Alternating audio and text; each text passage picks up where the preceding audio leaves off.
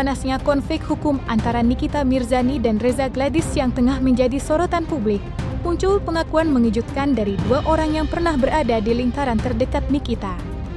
Arul dan Rian, yang diketahui merupakan mantan tim kerja sang artis, secara terbuka mengungkap pengalaman pribadi mereka selama bekerja bersama Nikita di masa lalu. Dalam pengakuannya, baik Arul maupun Rian mengaku pernah mendapatkan perlakuan yang kurang menyenangkan. Salah satu keluhan utama yang mereka sampaikan adalah soal penundaan pembayaran gaji.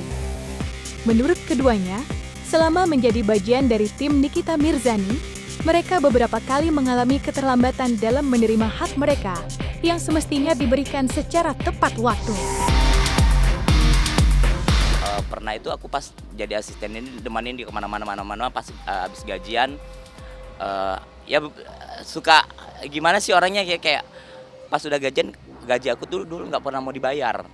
Jadi kayak umpamanya hari ini aku gajian, ntar ya besok. Oke, ntar ya besok ya, tim gue ketelan. Nanti ya besok sampai seminggu. Jadi kita kan kayak kapan nih gitu. Padahal aku baik-baik kapan nih. Nah, dianya tuh kadang-kadang suka tantrum yang kayak tiba-tiba marah gitu kan. Lu bisa sabar nggak sih, duit segitu aja kayak gitu-gitulah. Jadi akhirnya aku yang kayak, lah ini kan gue minta hak gue nih. Ya lu harus bayar dong, lu harus bayar tenaga gue nih. Kan lu udah kerja sama gue hanya menemani lu minta jadi asisten itu cuman sebulan doang. Sebulan bla bla bla segala macam. Akhirnya aku bilang gini, kalau memang lu nggak mau bayar, ya udah gue ikhlasin buat lu aja deh. Gue ikhlas gitu. Akhirnya baru 2 hari dia baik lagi nelpon, sini dong ini gitu. Akhirnya aku ya udahlah, daripada aku pikir duit aku nggak dibayar kan, akhirnya dibayar karena aku harusnya dibaik-baikin dulu dia. Jadi ini ya udah ntar aku ke situ ini dibayar. Nah setelah itu udah aku langsung memutuskan di situ, bilang sorry ya gue nggak bisa jadi asisten lu, kalau lu mau cari aja, tapi kalau lu butuh gue pasti gue datang apa segala macam. Tapi dari statementnya dia kadang-kadang selalu ke orang-orang itu kalau dia live atau story apa segala macam, dia selalu kayak oh lu tuh nggak pernah ada ini kalau ada duit baru lu ada begini. Dia tuh tidak pernah melihat kebaikan kita ya, pasti ya kayak gitu. Selain merasa dirugikan secara materi, baik Rian maupun Arul juga mengaku pernah menerima perlakuan yang tidak etis secara imaterial selama bekerja bersama Nikita Mirzani. Mereka menyatakan bahwa perlakuan tersebut tidak sekedar bersifat verbal atau emosional, tetapi juga melibatkan tindakan intimidasi yang cukup mengganggu kenyamanan dan mental mereka sebagai rekan kerja. Yang lebih mengejutkan, menurut kesaksian keduanya, Nikita tak jarang melibatkan pihak ketiga saat tengah berseteru dengan mereka. Rian dan Arul mengklaim bahwa Nikita kerap membawa orang luar, baik dari lingkar pertemanan maupun pihak tertentu, untuk memprovokasi situasi dan menekan mereka secara psikologis. Nah, dia tuh kalau berantem harus dia yang menang.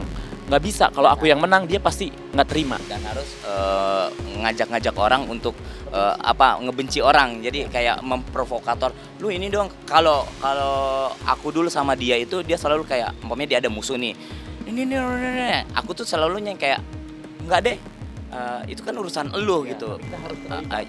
Aku nggak pernah kayak begitu. Justru malah aku yang selalu kayak udahlah gini kalau masalah itu masalah lu, bilang itu kan. Nah beda sama yang sekarang nih, yang satu sel sama dia tuh. Kalau dia tuh kan memang yang mau aja ya dia itu yang maunya yang jor-jorin, yang kayak ngehasut kayak seneng tuh kalau dia. Karena kan kalau dia kan emang nggak ada kerjaan. Ya. Nah kalau kita kan kita punya kerjaan, jadi ngapain? Kadang-kadang kayak aku pernah dia berantem sama mantan suaminya, terus dia nyuruh aku ngechat pakai nomor HP aku. Oh enggak terus gini terus bilang cepetan lu bikin story gini segala macam. Aku nggak mau, terus bilang aku tuh nggak pernah mau apa yang dia suruh gitu. Itu aja sih maksudnya kayak. Dan semua orang yang berantem sama dia, kalau orang-orang kayak kita maksudnya dibilangnya lah, semuanya maling, pansos, yang semuanya kamu dengar gitu kan, yang ya, kayak orang luar miskin. segala macam itu selalu keluar dari mulutnya. Maksudnya gini, kenapa sih harus terucap dari kata lu tuh ke orang-orang tuh kayak gembel, miskin? Maksudnya gini, lu sekaya apa sih? Ya Lu kan, kaya apa? iya, Maksudnya maksudnya gini, orang kaya masih banyak di atas lu gitu, maksudnya gitu. enggak, dia sekaya apa sih, kita juga tahu kok keuangan dia kayak apa gitu. Dulu ya, maksudnya kita tahu kok gitu keuangan lu seperti apa, kita cuman senyum-senyum aja. Cuman kan orang katanya pada takut sama dia. Ya kita mah selama kita benar ngapain takut?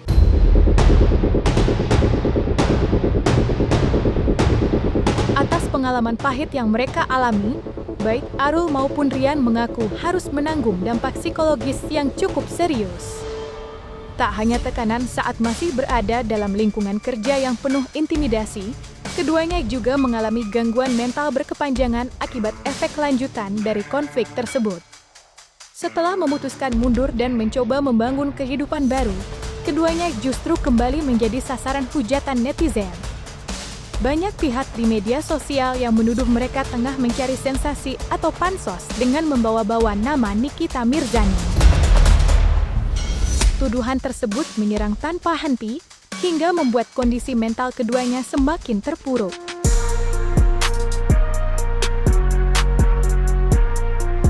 Aku yang tadinya produktif segala macam, aku sempat kena mental, terus akhirnya aku berhenti namanya.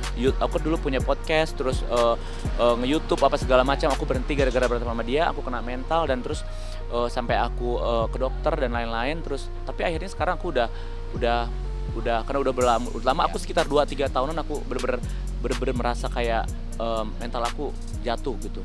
Terus bilang ya udah kan dia kan kalau sekarang udah nggak peduli, aku diserang sama netizen aku serang balik, nggak pernah aku karena udah belajar dari pengalaman aku dulu. Aku bener-bener terpuruk, bener-bener jatuh, bukan jatuh secara finansial ya, maksudnya secara mental Kak. Maksudnya kalau orang udah secara mental kena gitu itu kan itu bahaya. Maksudnya aku tuh kalau sekarang kita mah selalu lawan, kita nggak pernah takut.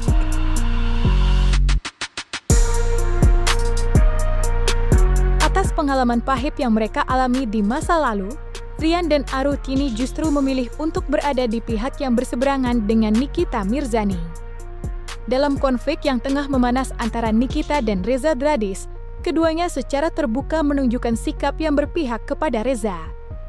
Bagi mereka, keberpihakan ini bukan didasari oleh kepentingan pribadi, melainkan karena adanya kesamaan pengalaman dan rasa empati terhadap apa yang tengah dialami oleh Reza. Tak hanya itu, Rian dan Arul bahkan sempat bertemu langsung dengan Reza Gladys. Dalam pertemuan tersebut, mereka saling bertukar cerita dan membagikan pengalaman masing-masing terkait sikap dan perlakuan yang pernah mereka terima dari Nikita.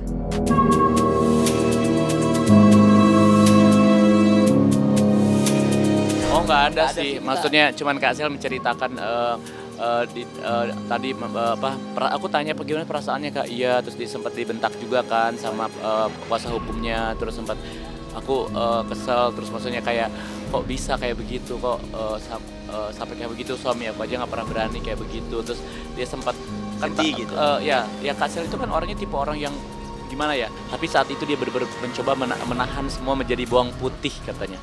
Kasel tadinya tuh bawang merah, sekarang tuh jadi bawang putih, benar-benar dia tuh tapi untung Kasel emang pintar, dia bisa nahan emosi gitu-gitu. Dan kalau aku lihat kayak kemarin tuh kesaksian yang kemarin itu benar-benar kayak aku ya seorang awam, yang nggak awam ini kan kasus diduga ada pemerasan, diduga ada TPPU sama segala macam lah, tapi yang ditanya tentang ini penistaan agama segala macam, menurut aku itu udah kayak out of topic gitu, maksud kayak udah blunder gitu, kayak mungkin bingung kali gimana sih ini gitu. Itu sih maksudnya aku nggak tahu apa-apa ya mungkin itu mungkin ada ininya, mungkin ada kaitannya kali ya, tapi ya nggak tahu. Cuman kalau yang aku lihat gitu ya, kalian juga bisa lihat kan.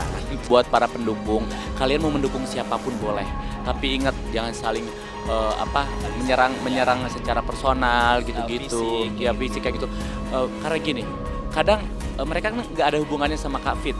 Nah ya kan itu bala-balanya mereka, anak-anak baru meletek itu yang nggak tahu seluk-beluk permasalahannya juga, mereka kegiring opini kan, mereka FOMO kan, maksudnya mereka ikut-ikutan aja. Bisa bilang Kak Fit, Nevos ini segala macam ngapain gini, lu tuh nggak tahu gitu pertemanan mereka sedekat apapun, mereka itu kan nggak tahu. Bahkan aku aja yang tahu, kita cuma diem gitu.